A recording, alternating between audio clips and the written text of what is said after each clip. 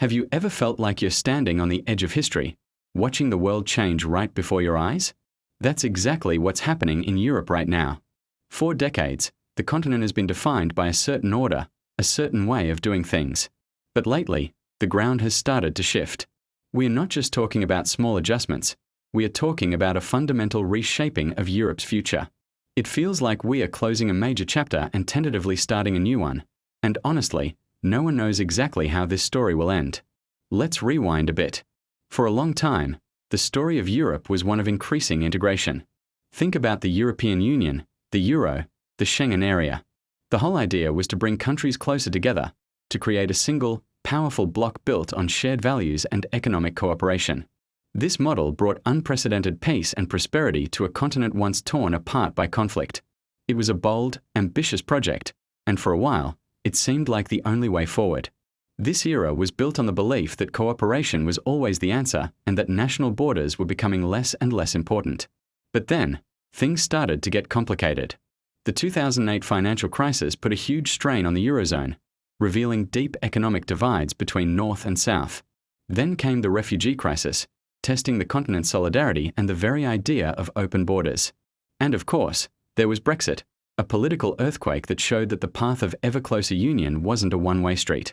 Suddenly, the narrative of unity started to fray. These events didn't just happen in a vacuum. They tapped into a growing sense of frustration and a desire for more national control among many citizens. Now, we find ourselves at a critical crossroads. The old certainties are gone.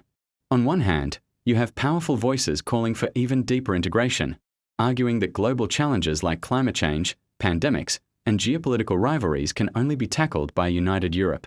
They envision a stronger, more centralized EU, a true global player.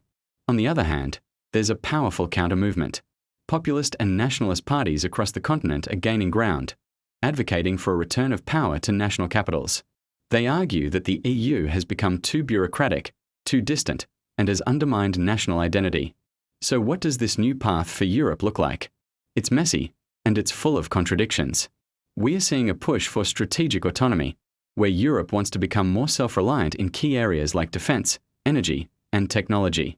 It no longer wants to be so dependent on other global powers. At the same time, this push for unity is happening alongside a resurgence of national interests. It's like countries are trying to build a stronger team while also wanting to be the star player. This tension is the defining feature of Europe today. Instead of a single superstate, we might be heading towards a more flexible, multi-speed Europe. A Europe where some countries integrate more deeply on certain issues, while others choose to opt out. It's a pragmatic, perhaps less idealistic, vision. The grand, romantic dream of a United States of Europe seems to be on hold. In its place is a more cautious, complicated reality. This isn't necessarily a bad thing. It could be a more resilient and democratic model. But it also comes with risks of fragmentation and indecision. The era of straightforward integration is over. We've entered a new, more uncertain era where Europe is actively redefining itself. What it will become is the great question of our time. Thank you so much for watching. What do you think Europe's future holds? Let me know your thoughts in the comments below. And if you enjoyed this deep dive, don't forget to like this video and subscribe for more content just like this. See you in the next one.